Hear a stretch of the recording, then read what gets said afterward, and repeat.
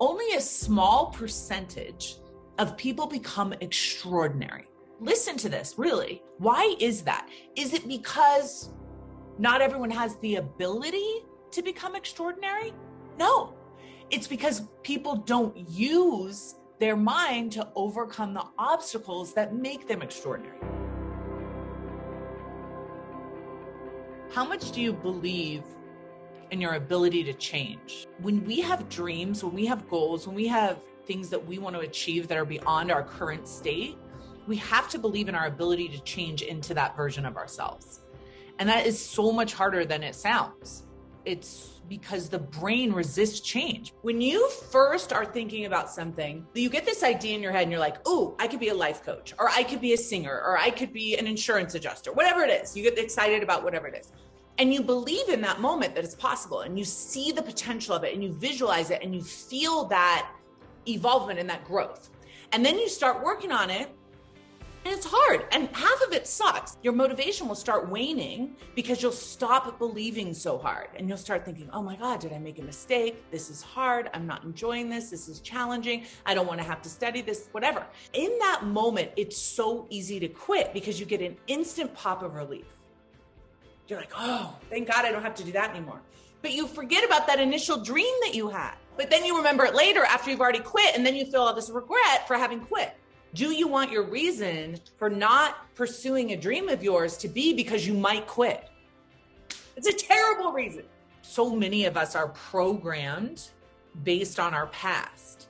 And so we determine what's possible for our future based on our past instead of determining what's possible based on what we could create and what is possible for us. So when you look at your life, this is the pattern of what will happen. You'll decide, I want to do this really cool thing. I want to become a life coach. And then you'll go out there and try to be a life coach. And of course, you'll fail a couple times. And you'll use that as evidence that there should be no evolution in the world. That everything should just be what it is. That nothing should ever change. Nothing should ever grow. If you can't get it right the first time, forget it. You're not good enough. Now, imagine if everybody did that, even in the extraordinary people, right? We'd have no evolution. But if you do that, you just miss out on your own personal evolution and all the people you could have helped. I want you to really own that, because this isn't just about us. This is about our collective. Who are the ones that are going to step and be on the cutting edge of that? I think it's you. I think it's me, because we're going to take advantage of the opportunity to understand how the brain works. Are you going to be successful as a life coach? Are you going to be able to make money as a life coach? So many of you think about it in terms of, well, it depends on what happens out there.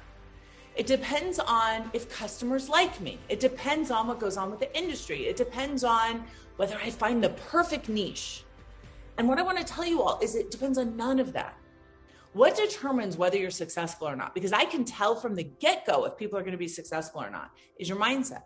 Most people don't become successful entrepreneurs for the exact same reason you're talking about. Not because they're not capable, not because they couldn't be super rich, not because they couldn't help thousands of people. It's because they get to that point where it gets a little bit hard and it's easier to quit than go forward. And it's such a shame, because it's like, if you would just get through that hard thing, the hard thing that you're getting through is what makes you strong enough to be the entrepreneur you want to be. When you take this leap, when you make this decision, when you commit to this, it shouldn't feel like you're jumping off, a bungee and that you're like, all the way down. That's not what we're doing here. You are taking a leap because you're afraid, and that's normal, but you're doing it in a way that's like, okay, here's the reason why I'm afraid. And you make a list of those reasons. Those are all your obstacles. And then you look at those obstacles. I look at my obstacles as like a rung on a ladder.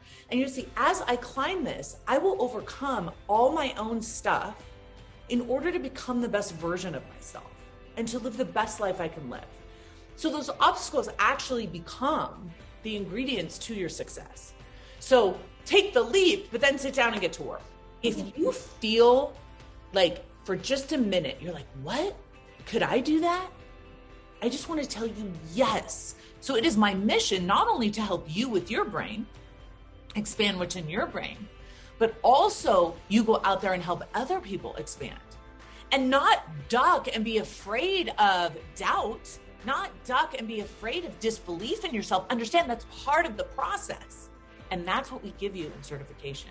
We give you the ability not just to manage your own brain, but to help other people manage their brains. That's always going to be a needed commodity. Always. People are always going to want to get help with feeling better, thinking better, and acting better. Period. You can pick whatever topic it is. So if you want to sign up today, go to thelifecoachschool.com/certification. It would be my absolute honor to be your teacher. Have a beautiful day, everyone. I'll see you in class.